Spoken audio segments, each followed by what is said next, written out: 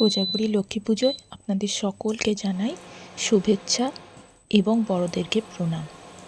আমি অনেক বছর ধরেই এই লক্ষ্মী পুজোটা ঠিক এইভাবেই করি, নিজে হাতেই সব কিছু করার চেষ্টা করি।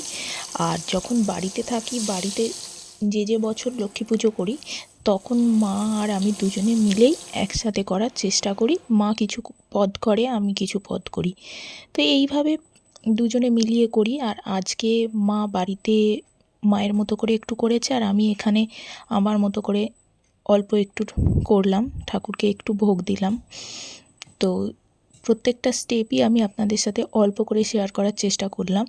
তার মাঝেই একটু চা ব্রেক নিয়েছিলাম, কারণ চা না খেয়ে তো সমস্ত এনার্জি পাওয়া যায় না।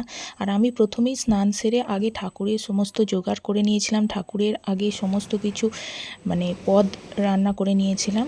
তো তারপর নিজেদের সব কিছু করেছিলাম, আর এরপর আস্তে আস্তে মাকে সাজাতে শুরু করেছিলাম।